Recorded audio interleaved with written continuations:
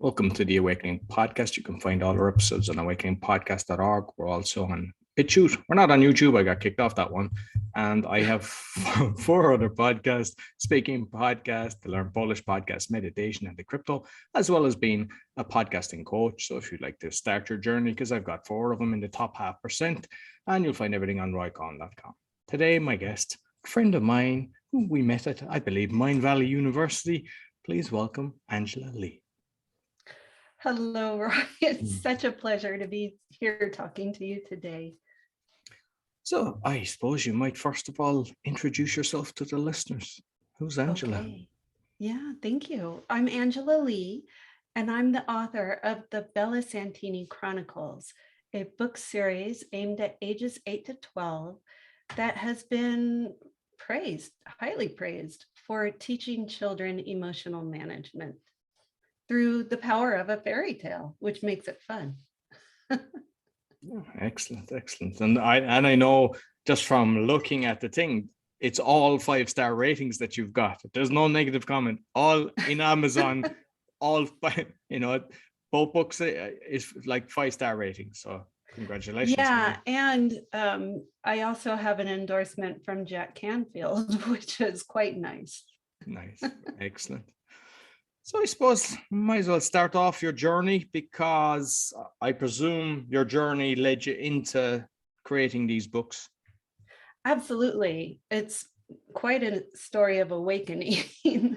So starting off as a child, I was born in San Francisco in the mid-1960s and lived in the Haight-Ashbury district. Can you imagine the summer of love happening all around a 3 or 4-year-old? It was quite colorful. But my father was emotionally wounded, and his father had saw him as a potentially gay man and did not approve. And he basically tried to beat the sensitivity out of my father. So my father grew up with feelings of inadequacy. He felt like a loser because of the way his father looked at him. But in truth, he was just a very sensitive soul. And so what he ended up doing was drinking alcohol to drown his feelings of failure, to numb himself from that. But what would happen is his behavior brought up judgment from his family, and that just deepened his feelings of failure. So drinking did not help him overcome his problems. What happened was that we children were abused by him in pretty much every way. And most of my childhood is a blank slate because my subconscious just covered up all that ugliness. But I remember as an adult, I was visiting my Reiki master aunt, and she said, Jimmy was so sensitive. He was too sensitive for this world. And at the time, my mind just was like blown because I saw my dad as a monster. And when I'm trying to reconcile this monstrous behavior that I experienced with a sensitive man, it was just so hard for me to come to an understanding. Let's fast forward into my adult life, where I was in a long-term marriage to an emotionally abusive man. So I didn't get physically injured, just emotionally. What I realized after I left that marriage, well, let me say that I would still be in that marriage if a wildfire had not come and destroyed everything we owned together in 2017. That wildfire was my awakening. It was my wake-up call, because when everything in your life is gone except the relationship, and you know that the relationship is injuring the both of you, why would you stay in that relationship? Previously, before the fire, I stayed because I couldn't bring myself to hurt him. And I knew that leaving him would be very painful. So I ended up staying in a relationship where I was unhappy and he was unhappy. And each of us, our behaviors hurt the other. And so I just, when the fire happened, I said, is this the life I want to live? If my life can change overnight, do I want to keep on this path? And the answer was a resounding no. So I left the marriage, and about a month later signed up for Mind Valley. And my first Mind Valley was A Fest in Bali. And that was quite a healing trip for me. Since that time, I've been deep in meditation, doing everything I can to heal the wounds from my childhood, which led to me accepting the behavior in my marriage. And out of that came the fairy tales that I write. Because like how you started off was talking about your grandfather as such, how he had kind of hurt your father, which in turn, because a lot of people don't look at the line because they just, it's just the person that's hurting them. They forget to, because I look at that with everybody. I mean, anybody that's been in prison or anything, it's like, what was their journey? And you have to learn the journey, because it's like hurting people hurt, unfortunately. Yes, exactly that. And it's a generational thing, because my grandfather didn't have the tools for managing his own emotions. He then attacked my father out of whatever pain he was having. My father didn't have the tools. He attacked us. And in my generation, this is where it stops, because even though I didn't have the tools when I was raising my child, I was not awake at that time. There was within me an understanding that I would not bring that hurt onto my children. And so, they say children of alcoholics either end up choosing alcohol as an escape mechanism, or they just say no. And I'm one of the just say no people. Yeah. Which doesn't mean that I don't drink socially. It just means I do not escape my emotions with alcohol. And I've seen that. I mean, I grew up in the area I grew up, there was a lot of alcoholics, and I see it. A lot of their children, they're either, they're no problem, or there's a high percentage of them actually have a drinking problem themselves. Yeah.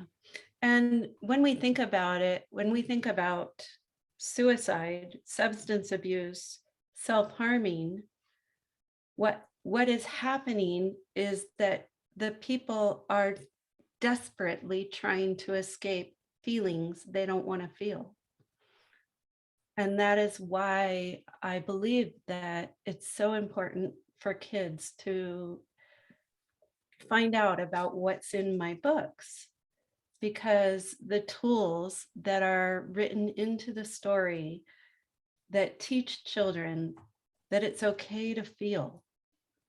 Not only is it okay to feel, it's important for you to feel. Those tools can free them from the prison of having to choose substance abuse or suicide or self-harming.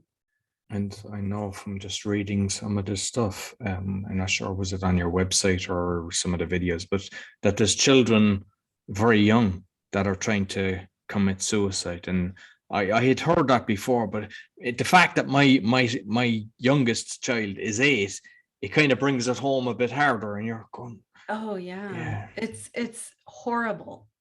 In the United States, suicide is the second leading cause of death for children as young as 10 years old. And the first leading cause is accidents. So And the who third knows? is actually errors the hospital makes. Yeah,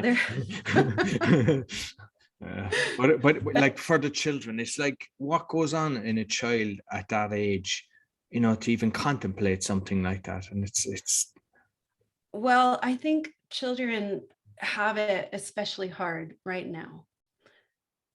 With the way COVID pulled the rug out from under their life. Schools closed. Now they're home with parents. The parents don't know how to teach, but the parents have to teach. And it took a while for schools to get online and, things to start resembling normal, but not really be normal. But the parents were trying to balance kids and work and being at home and make it all work. And wow, because there's a lot of parents that have probably never spent so much time together during this pandemic, because they usually, they'd go to their own jobs and then come home and then they'd kind of maybe housework or something. But now they're just constantly in each other's faces. And I've heard the divorce rate has gone through the roof because of this. Yeah.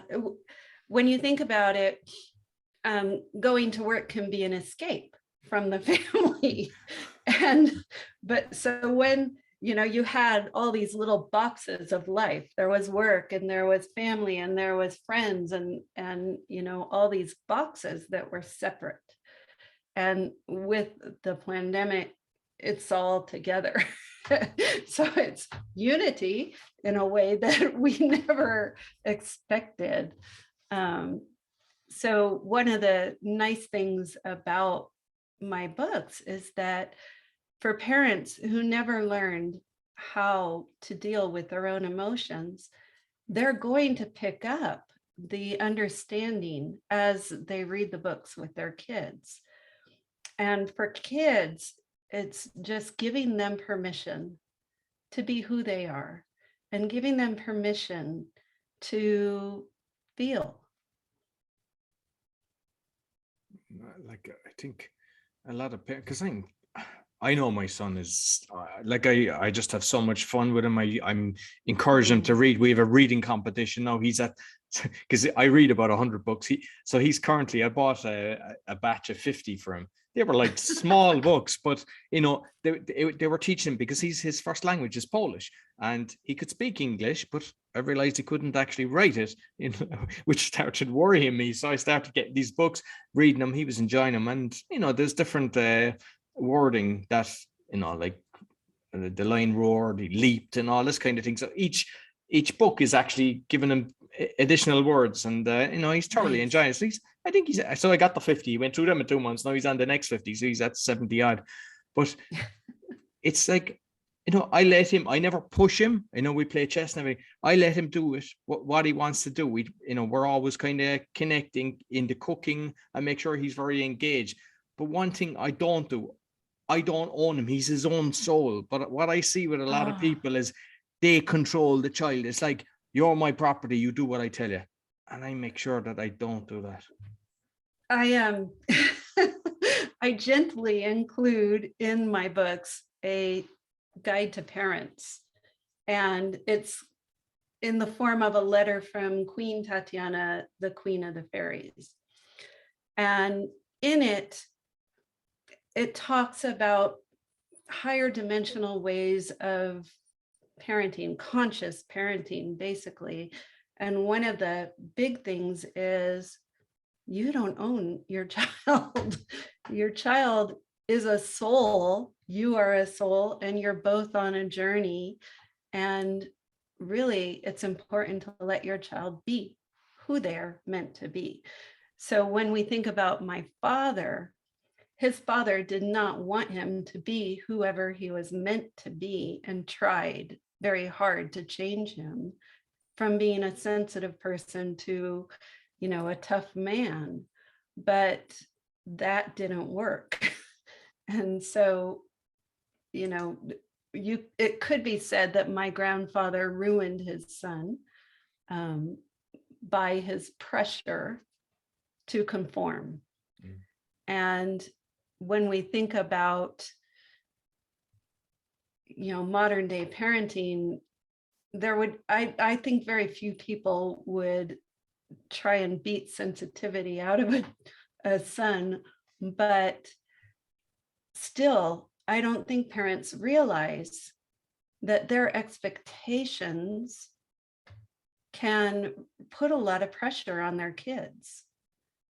And so, are you familiar with the poem by Khalil Gibran about parenting, about how your child is an arrow and you have the bow and you let the arrow go? The arrow goes where it wants, but the parent is like the guiding force. And so I talk about the mini me effect of, parents who think that I'm a lawyer, my father was a lawyer, you're going to be a lawyer. I don't care if you like art or music, you're going to be a lawyer. It's good for you to have this solid job. Well, maybe that child is the next Michelangelo. And so what I say is, let the child follow the path that is natural for them. And you can give them advice, but leave your expectations at the door, because this is their life. And if they make a choice that brings them consequences that are unpleasant, that's part of their growth. That's part of their soul mission on earth. Let them do it. Yeah. Because I have equal custody, and he went on holidays with his mum last week, and so it was yesterday the first time I saw him in a week, and he had this huggy wuggy. I don't know if you're familiar with that. So when I saw it, I was like, it's like this blue guy with a real scary mouth, and I had seen stuff reporting on it. So I was like, I don't like that. And I was just kind of go, no, this is cute and cuddly and everything. So I found the video and I played it to him. And he goes, no, I've watched it on something else. So he went away, done the research, showed me the video. See, it doesn't even talk. And I said, the fact that the reporting on it didn't actually show the negativity. It was saying, it's saying all these bad things, but it just said it. Didn't show anything. It didn't show it. And he said, look at this. Look, he's not talking. And he went away on YouTube, and then he checked another thing. And it was like, and then he says to me later, he says, don't worry, don't hate it. It's not alive. It's nothing. I like it. And I thought, he's like a baby Yoda, he's just decided, because, we have our own thoughts on different things. And sometimes we hear something and we assume it's negative. Yeah. And so what you were doing, what you just had, the parenting instinct. I want to save my son from negativity. And I'm not saying that we shouldn't do that, right? Because we're following our path too. But what I'm saying is, be conscious of what you're doing and be open to input from your child, which you certainly were in that situation. And even with school or anything, if the teacher is writing, I show him. I go, look, this is what she's saying. And I'm totally open with him. And, he'll explain, no, that's not what happened. This is what happened. And whereas a lot of the time, a parent will just listen to the adult teacher and then start, the child then suffers because you believe the teacher. When in reality, there's been a few situations where the teacher would have wrote something And he said, no, this is exactly what happened. And when I respond, they didn't want to meet me, which I prefer meeting people face to face. But when I responded, it was a different story then. Like, it was kind of, so because I know, like, he is so open and honest. He says it as it is, which I love from, I tell him, look, even if there's something bad that happened, if you do something bad, tell me, and then we'll address it, but don't ever hide something from me. And he does, so this is obviously, I mean, child being a child, sometimes they'll do something and they say, look, I done this, I didn't mean to, but this is what happened. I remember when my son is 33 now, but when he was probably your son's age, 7, 8, somewhere in there, I walked outside and he said, Mom, look, I'm pulling the back legs off of crickets. And I was, of course, my heart was like, oh! And I said, son, what would it feel like if a giant came by and pulled your legs off for fun? How would you feel about that? And that clicked in his empathy a little bit. And so he stopped doing that. And, that's one of the ways that, we can bring imagination in to cause our children to think differently about a poor choice they're doing without being like, oh, that's bad, you're wrong, don't do that. And so many people, they just go boom across the head and the child doesn't even know why. Yeah, and the boom across the head teaches the kid to fear the parent and not much more than that. And be aggressive. They feel like that. And if you're hurt, to be aggression. So like children that are being beaten by their children are normally are the bully in the schoolroom, in the schoolyard. Absolutely. Like you said at the beginning, hurt people hurt people. Yeah, exactly. And so my books do deal with bullying. There is a bully in there, but we get the history of, how his father abused him and how he's just, what happens is that the kids who are being abused at home try and find a place where they can control. And bullying is a way that they can control. And so they're just seeking a way to, be on top, basically, to be okay. And when we respond with love and understanding and tolerance, we give them the opportunity to step into who they really are, creatures of love. But when we respond with fear and intolerance, and I think about Putin when I say this, so when we respond that way, we're holding them in that energy of being the bully. And so we're basically expanding on that energy. When we switch into love and tolerance and understanding, then we're contracting that energy of bully, evil, whatever you want to call it. And because I've had a lot of guests talking about bullying and everything, and it's strange, but the whole system, the education system, kind of tolerates it. They never, like, in reality, when you see that happening, there should be an investigation into, okay, this child is acting out, what's really going on. Yeah, what's underneath that behavior? And they never do. And sometimes they actually let them bully people and let them off, and other times they just put them into a certain room together where they're all together and they make them feel stupid, and that makes it worse again.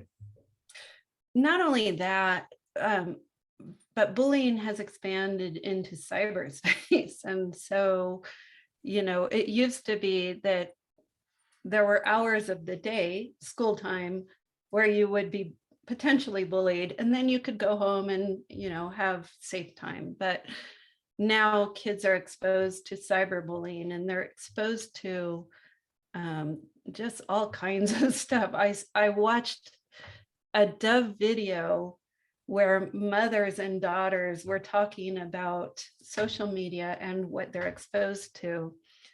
And Dove took typical social media sponsored ads that are showing up on kids' feeds, but put their mothers in as the person talking.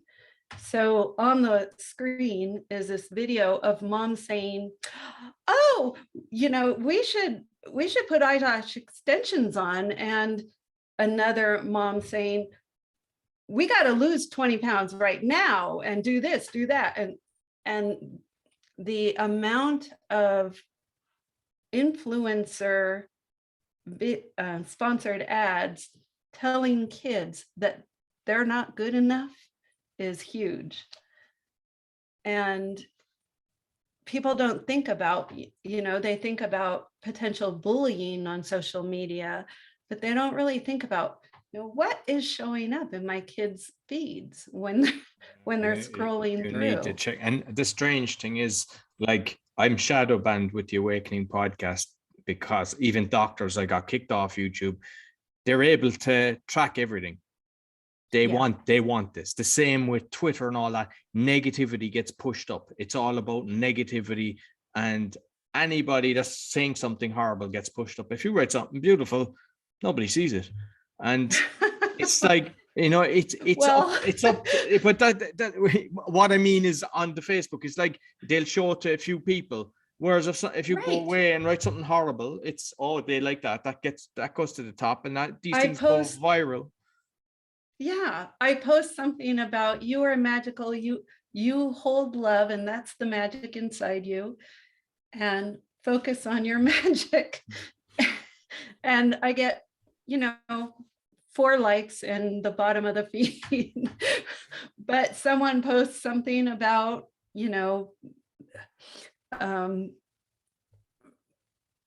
losing weight or doing this, and it's negative, and it's higher on the echelon. And I have been working for 1.5 years to get my books out to kids, because I honestly, truly believe, based on my experiences in life, that knowing how to deal with emotions is a life skill that will make kids so successful. And I'm fighting to, be relevant in the book world. It's like, really, this book that just is a story sells millions of copies, and my books only sell hundreds of copies. What's going on? And is it self-published, or are you with a publisher? I have a publisher, Waterside Productions. They don't do promotion, so it's really been me on podcasts. Yeah. And who knows, maybe I'll start my own podcast so that I can increase my platform. But this week, which is really exciting, there is a virtual blog tour for my books. And this morning I went on Iceberry's Treasure Chest, which is one of the blogs that's reviewing my book. And what she said is, emotional management is an art that takes time, practice, and wisdom. Besides exhilarating magical adventures, Angela Lee's fairy tale series, the Bella Santini Chronicles, sheds new light on how youngsters may learn to control their emotions and acquire essential skills to thrive in a complex world. And I was just like, oh my gosh, she gets it. Yeah, brilliant. Yeah, excellent. Yeah. So it's I think that 2022 is the year that my books take off, because people like you are inviting me onto podcasts, and I'm on this virtual blog tour where individual bloggers are blogging about my books. And so I think it's really gonna start taking off when people understand the true power of, if you are triggered by being in traffic, Well, knowing how to manage your emotions means you're not triggered by that. If you're triggered by people yelling at you, which was what my problem was, then once you learn how to manage your emotions, you become almost immune to the trigger points of things that used to trigger you. And so can you imagine giving this gift to your children, that they know how to do that? Exactly. And like a lot of people, I'm always conscious of that. I mean, I'm a very calm driver, but I see some people, they're freaking out and they have children in the car. Children And so are what are they learning. teaching? They're teaching, they can, some people can think they're doing the right thing. I'm doing this, yet they're in the car or they're confronting people over the slightest thing. The way I see it is just show love, but also, don't be bullied either, just stand your ground as well. And the child sees Yeah. that. Yeah. So part of being away from being treated by a bully as a victim is for you to understand your role in the interaction. Because if you are emotionally triggered by what the bully is saying, that's not their responsibility. They're just speaking, and your trigger points are yours. And so understanding that, yeah, I'm responsible for my emotional reaction, it raises you out of victimhood. Absolutely. Once you take responsibility, you're raised out of victimhood, and it can just be responsibility for your reaction. That's all. And so once you get that, you become empowered. Like you kind of realize, because you start, even when you react, even if the other person is totally at fault, even if you didn't keep your cool, and eventually, you kind of return verbal attack, whatever, you just kind of had enough. But then because you're conscious of it, you go later, you're going, I should have done this, I shouldn't have reacted. And it's not something that just happens like that. It's a slow journey, but once you do it it, is a journty. you don't go Yeah. backwards. Once you're actually able to make that transition, you just become better and better at it. Yes, it is a journey. It's really great if kids can start on the journey to because when you think about it, you and I and many other parents have a lifetime of having emotional injuries that create trigger points within us. And so with children, they're more of a clean slate. And so if they start learning how to deal with their emotions and release their emotional triggers, then by the time they're adults, like they're already 10 miles ahead of where we are spiritually and emotionally. I think my son he's further ahead than when I was in my early 20s. It's like I look at him and I go, he's so conscious of everything. But then again, because as I say, it's a slow journey, but because that's what he's seeing. He's seeing me becoming calm. He's seeing me being courteous. He's seeing me, when I'm doing something, I'm totally present. That I'm not trying to do a few things. I'm not having a conversation with him. I'm glued to my phone. These small things, but they all add up, but the child sees everything. And that in turn then allows them to be, better. I think that in a nutshell is the best parenting advice that we can give, because no matter what we say, what comes out of our mouth, children watch what we do and how we act. And that is the structure from which they move forward in their life. And so it's not that we have to be perfect, it's that we need to be conscious of our behavior. And by teaching that we are conscious, we're teaching our children to be conscious of their behavior. just on the book, are you planning on having more volumes coming out? Are you working on more? It's a secret. So this is the magical part, because once I moved to England, then COVID happened.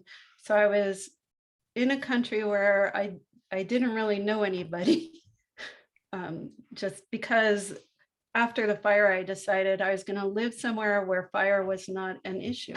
So I moved to England and during COVID, I had a lot of downtime and I just wrote and wrote and wrote. So I think, well, I know before I moved a year ago, I was in the middle of writing book 5. So books 1 and 2 are on the market now. Book 3 is, I was promised the illustrations by the end of May. So hopefully they'll come out. Excellent. And book 3 should be released, I think, in June. And book 4, probably by Christmas, I'm hoping. And then book 5, for the last year, I've been so involved in promoting my books that I haven't really done any of my creative writing. So book 5 is still halfway done, but I will finish it. Book 6, the idea is forming. So yeah, it's a series. There will be more and more. Brilliant. And are you planning, or is it already in different languages or just in English? So I've been approached by somebody to translate into Japanese, and that publisher is supposed to connect with my publisher and work out all the details. I have a contact person through a group called CEO Space, and he works book translations in 120 languages. So it's definitely possible that different translations will show up.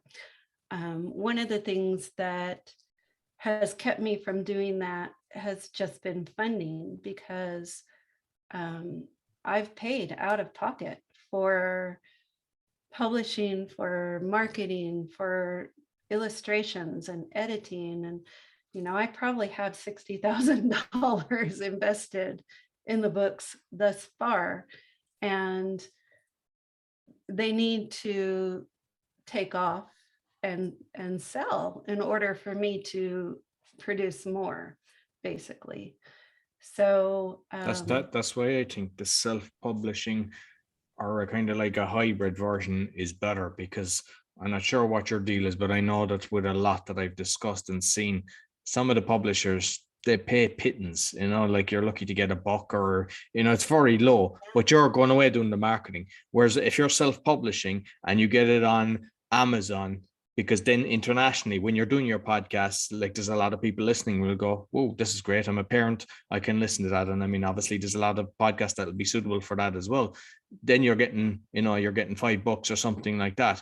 So the effort comes back, like I can't understand. I know a load of them, and loads of authors that I know, they all complain, like you'd expect, because they get such a high commission, that they'll do a lot of marketing for you, but they expect you to go out and do the marketing. And like, because I know I wrote a book, but I held off from, I was able to print a book for €2, and if I got more than 1,000, it was working out at €1. So you can imagine, if you print it yourself and you start shipping it out yourself, you can even make more. If you're selling it for $10 or even 15, but I don't know whatever the price, but compared to the things, so it's just something to look at, because at the end of the day, you've mentioned you've invested a lot of money. 60K is a lot of money for this. So, but I think just listening to it, the fact that I know you as well, I love the story. I think it's actually fantastic, and there's more people need to get involved in this. And it's a great way of connecting with your child as well, just by going through the journey. Because, sometimes people, they give them the iPad, let them read whatever books they want. But what are they actually benefiting from it? When, with something like that, there's a story and there's a meaning to it. And I think it's a lot more important. And when you make that connection with the child, You actually move up to a level, and then you start doing more things together. Yeah, you could be my marketer because you're describing. So one of the things that I say about my books is that they connect parent and child. As a parent, so one of my fond memories was reading Harry Potter to my son when he was young. Um, you know, there were, I don't know, 20 of those books, or I don't know how many, but it started when he was 8 and went until he was, old and far old enough, 15, 16. And still, I sat down and read to him because that is a connection that is hard to find in the modern world. Just being able to, one of the things that is wonderful about the stories in my books is it's real life issues, wars and invasions, and bullying, and child abandonment and adoption, issues that can be the source of great pain. Are through this story, a parent and child can talk about their own issues with this story kind of as a blanket around them that holds them in a safe space to discuss these things. Like I have a friend that basically when she was 3 to 5, or she was 5, her sister was 3, the mother used to go away for days on end and leave them at home. And then when she was 13, moved to a different country, just left her on her own. And then she ended up in juvenile prison and just went through anorexia. And like, people don't even realize these things are happening, but there's so much of it. But the thing is, most people, they close their mouths, they put their head down when it's not their fault. And there's so many people going through this. So I think, like, by having these books, even because what I know is, like, with Daniel, my son, like, they connect with their friends. So Yeah. like, once they're conscious and they see something going on, like, the more that get involved in this, the more they can help others, and they'll spot something and they'll tell the parents, because just too many times people just say, oh, it's not my problem. It's all of our problem. If I saw my child, his friend was being abused, I would make sure, it would be my mission to make sure that it stops. Well, and one of the things I talk about in book 2 is the victim, persecutor, rescuer triangle. It's an energetic triangle that's very hard to get out of. And in the book, there's an illustration of, perhaps you're in the grocery store and you see a father berating his child, and you want to go in and rescue that child. But what you don't understand is that the doing that, actually, the father becomes even angrier because you're stopping his behavior, you're judging his behavior. The child may be fine in that moment, but when they get home, that father's going to double down on the child, and you're not going to be there to stop it. And so even though we believe that it's hard for us to watch that or see that. And what I suggest is that we just send love to the father and the child, and we're uplifting the child with our love, and the father, we're giving him the opportunity to choose love in that instance. And it's hard for us to wrap our human understanding around just choosing to send love in that situation, because there's this instinct, we want to go save the child. But during my marriage, whenever I intervened on behalf of my children, it got worse. And so, I learned the hard way that that's not it's not really helping. It's just adding to the energy. Hard lesson for Yeah, but everyone. no, and I mean, I've often seen that in a supermarket or something. I don't interfere, and yeah, it's because I'm aware of that. I'm aware that yeah, they might because because I think they just switch off from being conscious of what they're doing to become.